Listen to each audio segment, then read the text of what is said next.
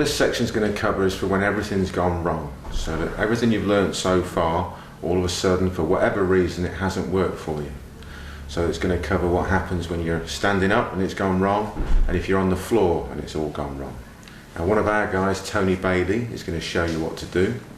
Tony's extremely experienced in jiu-jitsu, vale tudo, ring fighting, cage fighting, and all aspects of self-defense. So we'll go over to Tony Bailey in one moment. Hi, I'm Tony Bailey. I'm the founder of Misery Jiu-Jitsu, the national MMA coach for OCFM. I've been involved in martial arts for 30 years, and we're here today really just to show you what happens when it goes wrong. If you get into a grappling sort of situation, if you end up on the ground, how you can use a few different things to get out of that, and also going on with the other titles that we've done, I can use the players to the game, like waveforms and pressure points and stuff like that to make it better for you. Right, first thing is we need to find out where the balance points are if we're going to get in that close that we need to take someone down onto the ground. Now, before we've even looked at getting into throws or locks or anything like that, it's important to get your balance sorted first of all. Find out where you can break your opponent's balance. It's very, very easy. If we look at Mike here, the way he's standing, if we draw a circle around him, and if we cross that circle with lines across, so we've got 8 different directions. So we've got one to the front here, one to the rear, one either side, and 4 diagonals. And all those actions we can break his balance there. If I push him back here, if he comes to the front, it goes sideways, diagonal. So that's what we've got to think about for the first bit, those 8 directions. And all you've got to do is find with your partner how to break the balance in those 8 directions. So we can grab him here, nice and straight on, and just step towards those directions.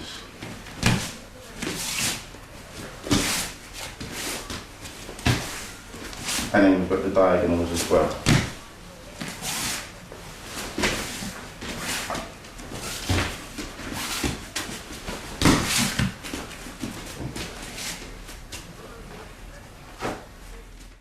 Okay, to just further detail adding into that, those 8 different directions, each time that person steps into a stance, doesn't matter how they stand, they're always going to be more vulnerable to one side more than another.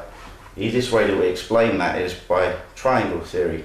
So if we look down at his 2 feet, and we have his 2 feet as 2 points of a triangle, the third point of that triangle on the floor, marked here or here, that's where he's most off balance to. And it doesn't matter how he stands, it's always the same. So if you take a wider front stance for me, even wider, really nice strong stance here, we apply the same principle. So it's 2 feet and 2 points of a triangle. The third point, which is there or there, is where he's most off balance to. So if, with one finger, if you push towards that third point, he's off balance. If you do it any other way, you're going to the strongest part of his stance. Okay. So we come on to the first throw. When you get close enough to the person, you might want to be able to take him down onto the ground just to get that little edge and then run off, do the Mexican hat dance on the head, whatever you want to do, I don't care basically. So we're going to keep hold of him, and how we grab hold of him doesn't matter at the moment, as long as you've got physical ability to move him.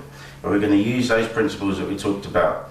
So the figure of 8, the 8 directions, the triangle theory, all of that. We keep it very, very basic, very simple. If you make it too complicated, there's more things to go wrong when you have to do it under pressure. So what I'm going to do is just hold on to him at the moment. I'm going to throw him to his rear. Now before I do this, I want to make sure that I keep my balance. So I need to step forward with this throw with the outside foot. My outside foot needs to be equal to or past his foot to keep my balance.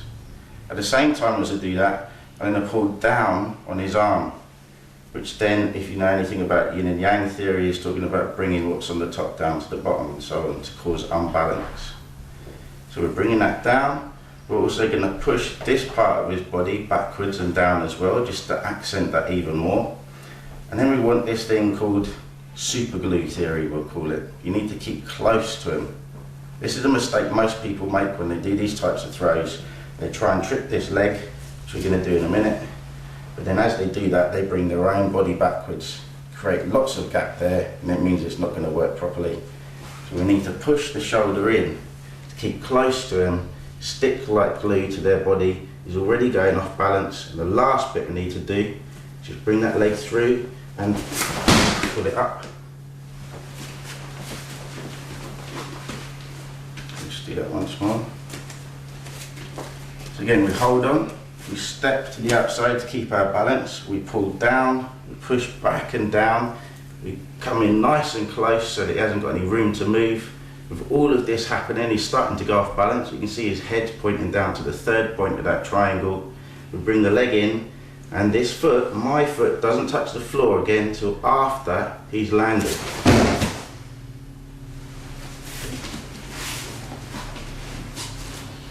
Very, very simple throw, works very well under pressure. We'll come on to some others in a minute.